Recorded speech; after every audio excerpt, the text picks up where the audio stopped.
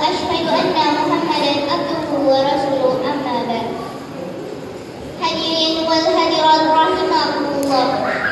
Pertama-tama dan yang paling utama, marilah kita panjatkan puja dan puji syukur atas kehadirat Allah Subhanahu wa taala. Karena hidayahnya kepada kita semua, sehingga kita masih bisa berkumpul dan bertetap muka di tempat yang penuh berkah ini. Salawat serta salam mudah-mudahan tetap tercurahkan kepada junjungan kita Nabiullah Muhammad sallallahu alaihi wasallam, Nabi yang telah membawa kita dari alam kegelapan menuju alam yang terang benderang. Saya akan membawakan ceramah singkat yang berjudul Takwa Sebaik-baik Bekal Hidup Dunia Akhirat. Terhadap perintah-perintah Allah Subhanahu wa taala dan Rasulnya, dan menjauhi segala bentuk larangan-larangannya agar kita selamat di dunia dan di akhirat kelak. Kemaksiatan yang kita lakukan dan sudah berapa banyak dosa yang kita tanggung. Mau memohon ampun kepada Allah Subhanahu wa taala. Hendaklah kita bertobat dengan sungguh-sungguh kepada Allah Subhanahu wa taala agar kita selamat dari siksa Allah yang sangat pedih, sehingga kita mendapatkan kebahagiaan dalam hidup ini baik di dunia maupun di akhirat. Allah tidak menciptakan manusia di dunia ini kecuali untuk mengabdikan diri kepadanya.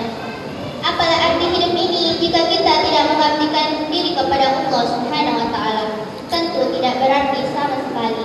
Oleh karena iman dan takwa, karena sebaik-baik bekal untuk kebahagiaan hidup dunia dan di akhirat adalah takwa.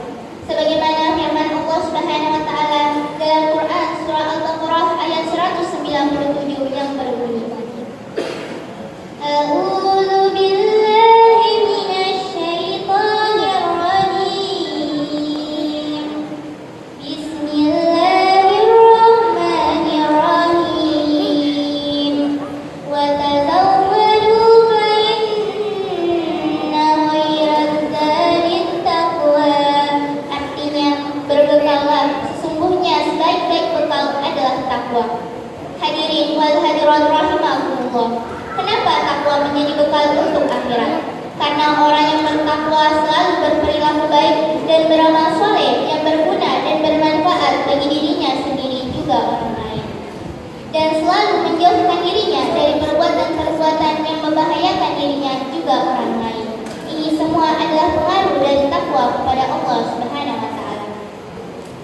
Jika seseorang ditanya pilih manakah antara bahagia dan sengsara, pasti ia menjawab dan memilih bahagia. Tapi bagaimanakah perilakunya di dunia ini? Mereka selalu menuruti hawa nafsunya hingga melampaui batas-batas yang telah digariskan oleh Allah Subhanahu wa taala.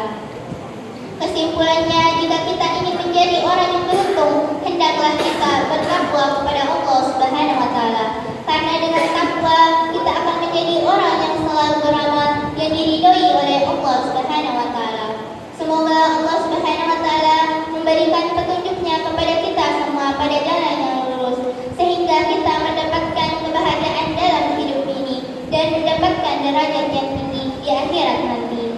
Demikianlah apa yang sempat saya sampaikan. Mudah-mudahan bermanfaat bagi kita semua. Lebih dan kurangnya mohon dimaafkan. Jika ada kebenaran, itu datangnya dari Allah Subhanahu wa taala. Jika ada kesalahan, itu datangnya dari saya pribadi selaku manusia biasa. Akhirul kalam, nun wal qalam wa ma yasturun. Demi pena dan apa yang dituliskan. Wassalamualaikum warahmatullahi wabarakatuh.